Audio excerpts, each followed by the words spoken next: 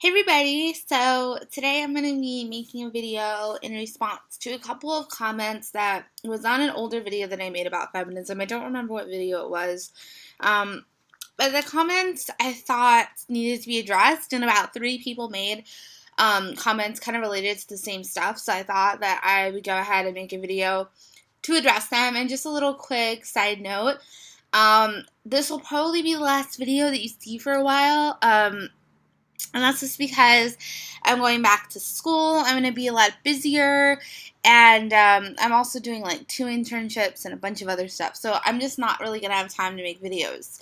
And energy too. I find like, after I do all that creative stuff, I don't have like the energy to like sit down and think about a video, and I don't know. It's probably not going to happen. But I am still alive, so just so everyone knows, I'm still here. Okay, so let us get into these comments. You are naive to believe you will get more men to support feminism as it currently exists. And you kind of go on to address this point, but I guess just with that one statement, I don't really agree with it or understand it. Like, what does that mean as it currently exists? Like, it's anti-man? That's kind of the sense that I get from this comment, and I don't think feminism is anti-man at all. I deal with people saying that kind of stuff a lot to me, and it's actually really, really frustrating, because I feel like people that say that really don't actually understand feminism. They probably have never, actually talked to a feminist. They probably have never read a feminist book. I feel like they haven't really done their research, because I think, okay, in all of the feminist books that I've ever read, which is probably hundreds, I've read a lot of feminist books. I think I've encountered one that had any sort of man-hating in it. One. A single book. And I hated that book. And I was like, screw this fucking book. I'm not somebody that thinks that, that you should hate men. I just don't understand that logic. Feminism is not anti-man. Just because it's pro-woman, that doesn't automatically mean that it's anti-male. The fact is, though, is that men have had power and privilege for, ever in this world, and they still do, and that really sucks, because that means that women aren't having the same opportunities and representation, and aren't being treated the same way that men are, and I think that sucks. I don't think that men themselves suck, and, certain things like privilege you can't really help, and it's just kind of something you're born into, I was born as a white person. That means I have white privilege, but that doesn't mean, I have to feel guilty about it, or, hate myself for my skin color, because that's just the way that I was born. I have no control over something like that. So I can recognize my privilege, and I can be mad at my privilege, and I can actively work to fight that privilege so that people of color have equal opportunity. But that doesn't mean that I have to necessarily hate white people. I can hate the privilege and the association, but I don't have to hate the person. So, in all the feminist work that I've done, even outside of reading, I really haven't come across any man-haters. I've never heard this kind of rhetoric, ever. So I really don't understand where it comes from, because honestly, in my experience, it doesn't happen. Okay, the fact you say, if we had more men, they would have more power, or a louder voice than women, just tells me that you do not see things from a man's perspective at all.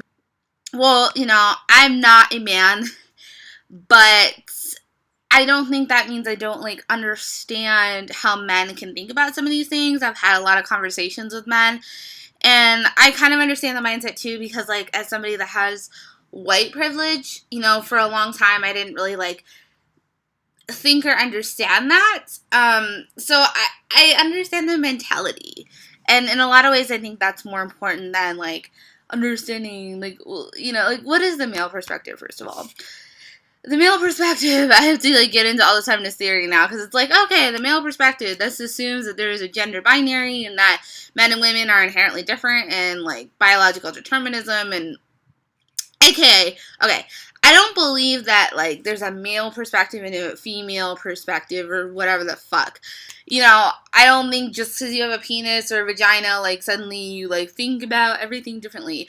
I think that the way gender has been constructed in our society makes you internalize certain messages and then, like, think about yourself differently or relate to other people differently or have different, like, desires and wants and things like that. But I don't think it's, like, just because you're a man, you're automatically going to think differently. You're going to like sports and you're going to be macho and you're just, I don't know. I just don't understand that whole thing. I think it's bullshit, honestly.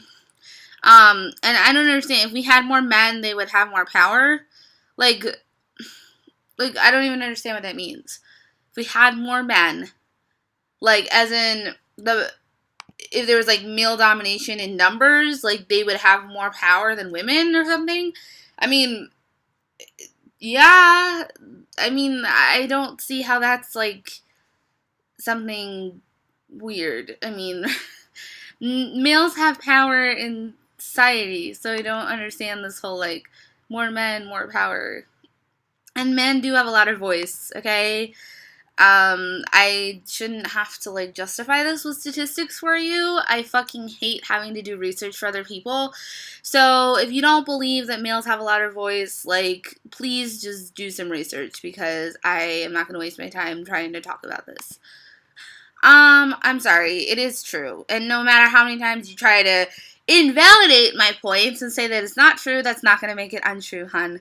You know, and here's the thing about, like, you being a man saying this and me being a woman saying the other thing. Okay, if I'm a woman that's sitting here and I'm telling you, this is my lived experience, this oppression and this, systematic form of discrimination because of my sex and all of this stuff, if I'm saying that I'm experiencing oppression and I don't have as much power as men do, and I've experienced this myself, as in me, hello, and you're sitting here, and I'm telling you this, and you're saying your lived experiences are wrong, and I'm going to interpret them for you.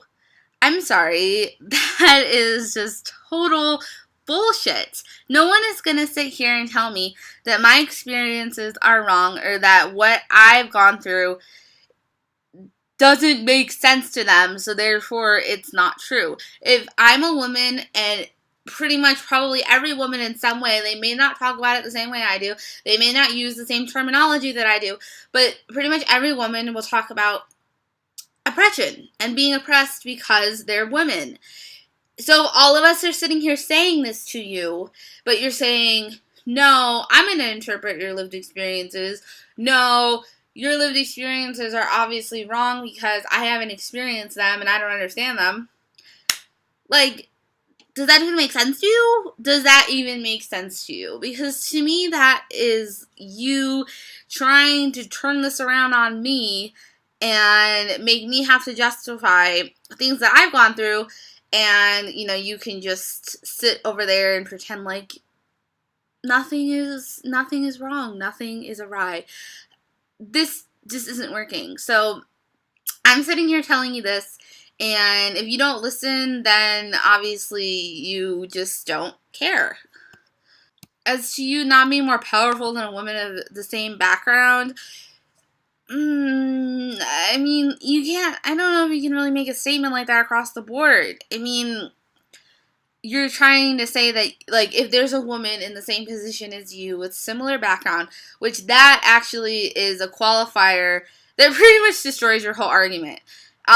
Because when you say similar background, you're taking all the other issues of oppression and all of the other aspects of identity that, people can be oppressed through, like race or class or ability or size and like all of, so you're saying basically you're disqualifying those factors because you're saying these factors don't matter. If the woman and I have like that same laundry list of factors, like we're both white, we're both middle class, etc., then they're not going to have more power than I do, which is also untrue. But by disqualifying all of that, you're taking all of those other lived experiences and all of those other perspectives and throwing them in the garbage.